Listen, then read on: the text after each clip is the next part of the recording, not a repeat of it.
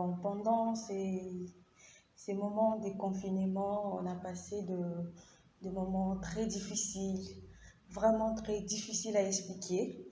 Bon, moi personnellement, j'ai eu cette chance-là de raconter de bonnes personnes qui m'ont aidé, mais au cas contraire à mes amis, à mes sœurs congolaises, ivoiriennes.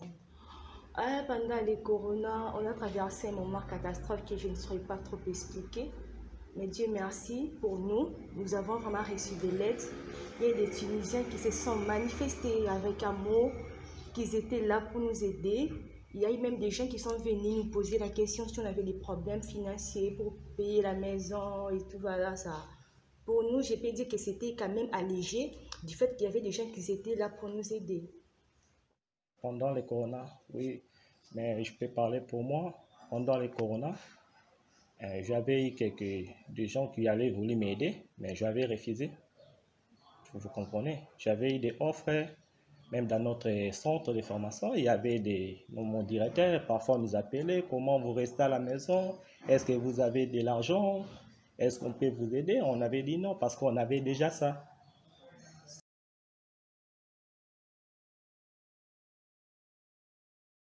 Oui, c'est quelque chose qui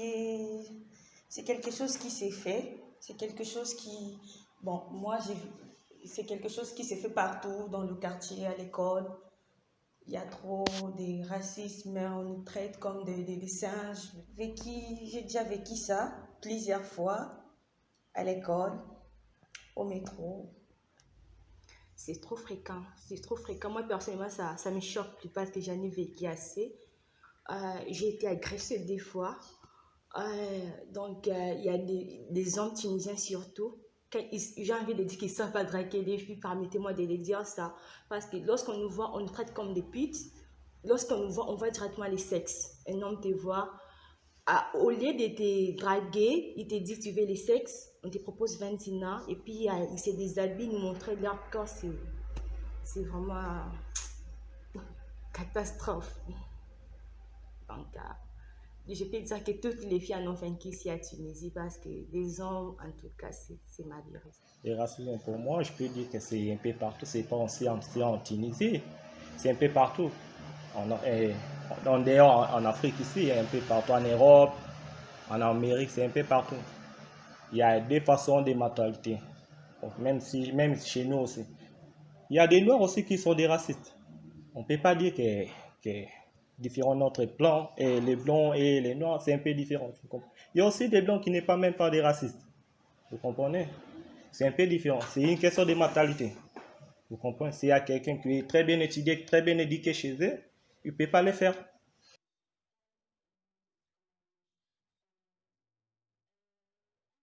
Pas moyen de travailler et c'est difficile pour nous parce que tu peux pas être là seulement attendre le western chaque fin du mois. Donc c'est compliqué d'attendre, c'est compliqué de nous-mêmes. Tu étudies mais tu as un petit travail qui sera là pour t'aider à payer la maison, à payer les factures, d'autres choses. Parce que c'est très rare de voir des Africains travailler ici. On est venu, c'est vrai, pour les études, mais à un certain niveau, on a envie aussi de travailler parce qu'on doit payer les loyers, on doit manger, toutes ces choses pour trouver un travail. Ça nous arrive d'aller chercher aussi des travails comme tout le monde, mais c'est vraiment difficile d'avoir un travail ici à Tunisie. On est venu pour les études, mais si on doit vraiment penser à rester ici en Tunisie, c'est pas quelque chose d'envisageable parce qu'il n'y a pas possibilité de travailler. J'ai rencontré des gens qui m'ont proposé de travailler. Mais le problème est qu'il y a des gens, j'ai mes amis qui travaillent. Lorsque vous lui demandez comment ça se passe là-bas, ils vous disent ben, il y a d'autres patrons qui sont un peu bons avec les gens, il y a d'autres patrons qui sont un peu mauvais avec les gens. Là, c'est un peu différent, c'est ça. C'est pour cela que je préfère rester à la maison.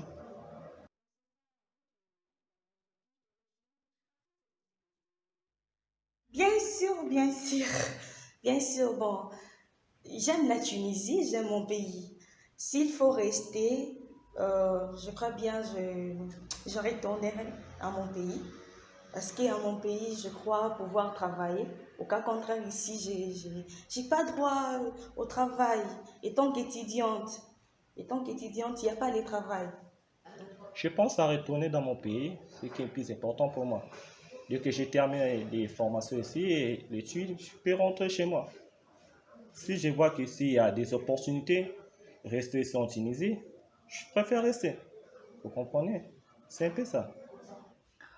Rentrer dans mon pays, oui, c'est mon pays, j'adore mon pays et j'adore aussi la Tunisie parce que pour moi, je trouve que la vie est trop normale ici en Tunisie. C'est un tout pays, mais qui sait organiser, qui sait s'organiser.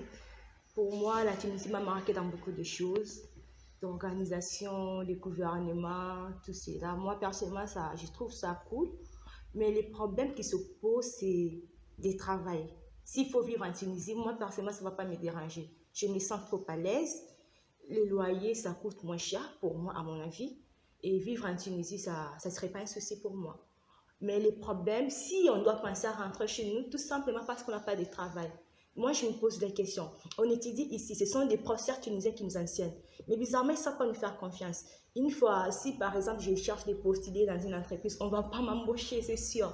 Du coup, on s'est dit, ce sont des Tunisiens qui nous enseignent. Est-ce qu'ils n'ont pas confiance de ces matières qu'ils nous transmettent ou les problèmes, c'est où? Et du coup, raison pour laquelle vous voyez des étudiants africains qui cherchent toujours à voyager, aller en Europe ou rentrer au pays, parce qu'on n'arrive pas à vivre ici en Tunisie, tout simplement parce qu'on n'a pas de travail.